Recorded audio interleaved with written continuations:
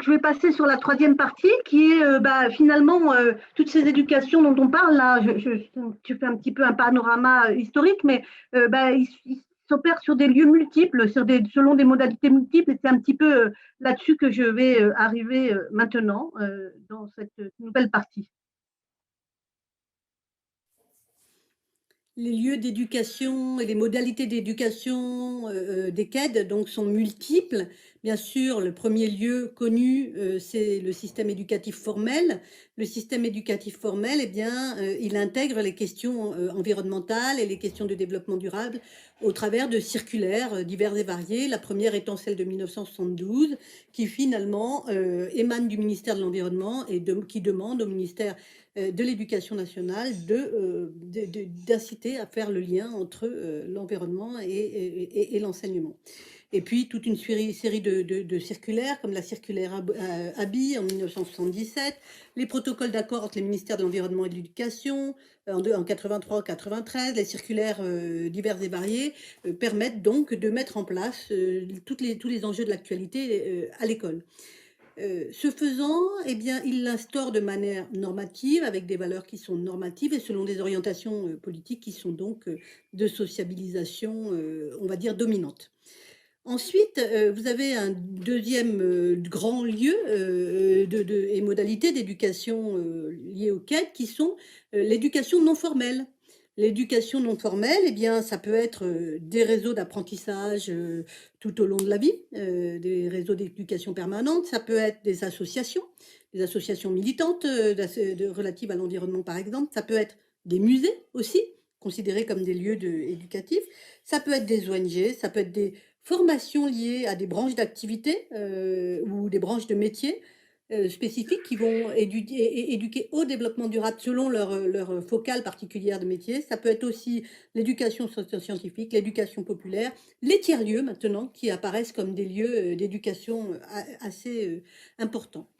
Et puis, vous avez, par rapport à ces systèmes bien connus, c'est-à-dire le système formel qui instaure le normatif et le système non formel, tous les lieux dont j'ai cité, qui est à la fois à cheval entre le militantisme et la professionnalisation, j'en ai parlé tout à l'heure, eh bien, nous avons aussi d'autres processus qui se déroulent. Et les processus, je vais en parler maintenant, ils sont au moins de 3 ordres. Le dépassement du scolaire par les éducations A et les problèmes que ça pose, l'hybridation entre les différentes éducations formelles et les différentes éducations non formelles, je vais en parler aussi, et puis finalement la façon dont les territoires sont concernés eux-mêmes par l'éducation. Bon, je vais finir donc moi-même. Donc il y a la question du dépassement scolaire par les éducations A et les problèmes qui sont posés finalement. Dans le scolaire, on a des disciplines et puis ces éducations à l'environnement, par exemple, ou à l'anthropocène, eh bien, elles permettent quelque part de dépasser les disciplines et sans les oublier parce qu'elles sont très importantes, mais elles permettent de poser des problèmes de société directement et puis de les traiter comme tels, éventuellement en écologisant les disciplines elles-mêmes. Et puis, cet ensemble, eh ben, il permet finalement d'hybrider les contenus d'enseignement par des partenariats, par exemple, entre l'éducation et le territoire qui n'avaient pas lieu jusqu'à présent et puis qui, dans ce cadre-là, eh bien, s'opèrent de manière de plus en plus forte. Donc, il y a un changement de la forme scolaire dans cette direction-là. Et puis, on retrouve aussi à l'autre bout de la chaîne la question des territoires comme acteurs éducatifs qui deviennent finalement pourvoyeurs de nouveaux contenus et qui vont eux-mêmes s'insérer à l'école dans les lieux d'éducation non formelle. On parle même de concepts tels que les territoires apprenants. Donc, je vais laisser la parole à Catherine Sibien, qui, elle, travaille sur les réserves de biosphère et qui va nous expliquer un petit peu dans un lieu d'éducation non formelle, donc ici les réserves de biosphère, comment se déroulent les éducations relatives à l'environnement, ou en tout cas comment elle le voit.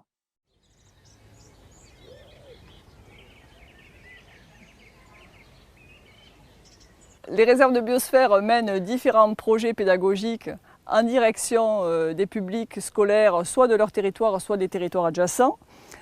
En fait, elles ont rarement le personnel en interne pour faire elles-mêmes les projets. mais elle fédère les acteurs pédagogiques des territoires pour construire une offre pédagogique qui sera adressée aux établissements scolaires du primaire, du secondaire, de la région. Et les enseignants vont pouvoir choisir les activités qu'ils souhaitent mener. Alors ces activités, quelles sont-elles?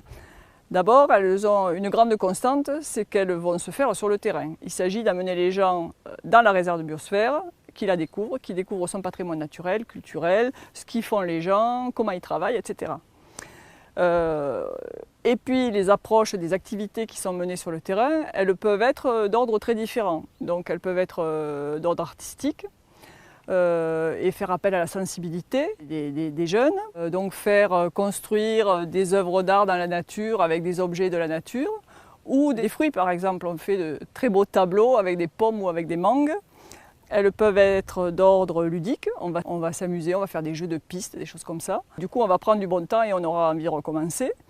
Elles peuvent être d'ordre scientifique et avec des mesures à faire. Comme par exemple le cas de projets de sciences participatives où les enfants vont être conduits à prélever des données dans la nature qui alimenteront des bases de données soit de la réserve de biosphère, soit des bases de données nationales qui s'intéressent à la biodiversité, au changement climatique. Les réserves de biosphère, elles se font les promoteurs des programmes de sciences participatives qui existent au niveau national comme Viginature ou l'Observatoire du climat. Mais également certaines organisent des projets de sciences participatives en fonction de leurs propres besoins. Je vais prendre un exemple. Dans la réserve de biosphère des Vosges du Nord, un des enjeux de biodiversité est la présence de bois morts en forêt. Le bois mort qui porte une biodiversité très intéressante. Seulement, qui c'est qui va être capable d'évaluer la quantité de bois mort en forêt? Donc il y a un projet qui a été monté avec des collèges et qui vise sur des parcelles expérimentales à ce que les élèves contribuent à mesurer la quantité de bois mort en forêt. Alors c'est un projet qui à l'intérieur de l'établissement fait intervenir le professeur de sport, le professeur de mathématiques parce qu'il faut calculer des volumes avec des bouts de branches donc c'est pas si facile, évidemment le professeur de sciences et donc les enfants vont aller pratiquer ça en forêt, reçoivent bien sûr un chargé de mission de la réserve de biosphère qui leur explique tout l'intérêt des mesures qu'ils vont faire.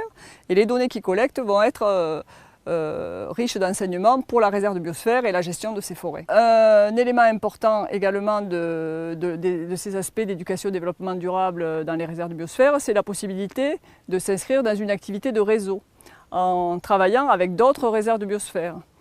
L'activité, le projet le plus fréquent dans ce domaine, c'est la mise en place de jumelage entre classes de réserve de biosphère. Donc, deux classes de réserve de biosphère vont choisir un sujet et travailler ensemble sur ce sujet tout au cours d'une année. Ça va impliquer beaucoup de préparation dans chacune des classes, des échanges entre les deux classes, et ça permet de travailler différentes disciplines au travers de quelque chose de concret. Il va s'agir d'être capable pour une classe de raconter à ses copains qui sont de l'autre côté comment est sa région, quelle est sa nature, qu'est-ce qu'ils font les gens. Donc ça implique d'abord d'avoir compris, d'avoir vu, et puis après d'être capable de le raconter aux autres. Alors ça fait travailler le français, ça fait travailler les sciences naturelles, ça fait travailler l'expression écrite et orale, il faut prendre des photos. Donc ça permet d'avoir des projets intégrés et qui sont amusants, où les enfants prennent du plaisir et c'est bien de cette façon-là qu'on a envie de recommencer et qu'on s'éduque vraiment.